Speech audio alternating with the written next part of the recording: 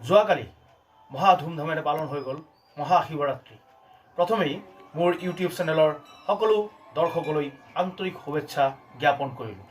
মই যিহেতু আপোনালোকৰ বাবে বিভিন্ন বিষয়ক লৈ বিভিন্ন সময়ত বিস্তাৰিত আলোচনা কৰিবলৈ আগবাঢ়ি আহিছোঁ, সেয়ে আপোনালোকেও মোৰ ভিডিঅ'টোক লাইক, কমেণ্টছ, শ্বেয়াৰ আৰু ছাবস্ক্ৰাইবৰ লগতে বেল আইকনটো দবাই দিয়ক, যাতে মই আপোনালোকৰ পৰা প্ৰেৰণা লাভ কৰিব পাৰোঁ আৰু অধিকৰ পৰা অধিক ভিডিঅ' আপোনালোকৰ সুবিধাৰ্থে বনাব পাৰোঁ।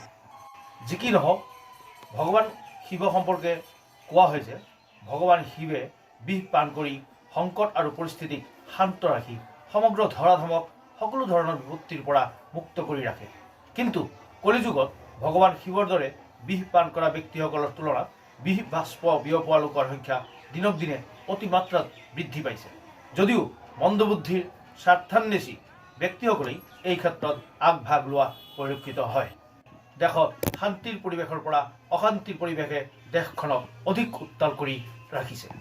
ইয়াৰ মাজতো সমগ্ৰ দেশৰ দৰে লংকাৰ বিভিন্ন শিৱ মন্দিৰত বহু ভক্তৰ সমাগম পৰিলক্ষিত হৈছে।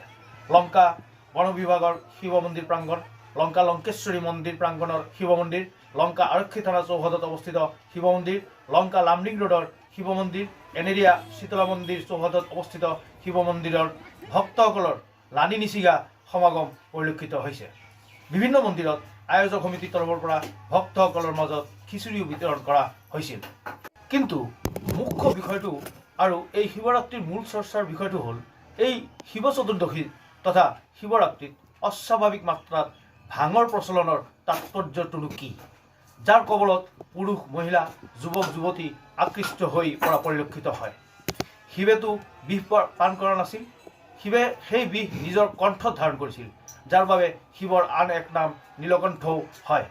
কিন্তু শিৱৰ নাম লৈ ভাং ধুতুৰা গুটিৰ মিশ্ৰণেৰে ঘোটা লাড়ুৰ পান বা সেৱন কৰাৰ তাৎপৰ্য কি? তাৰ ব্যৱহাৰৰ ফলত বহু লোকক স্মৃতি ভ্ৰংশৰ দৰে মাৰাত্মক ব্যাধিয়ে আক্ৰান্ত কৰিছে।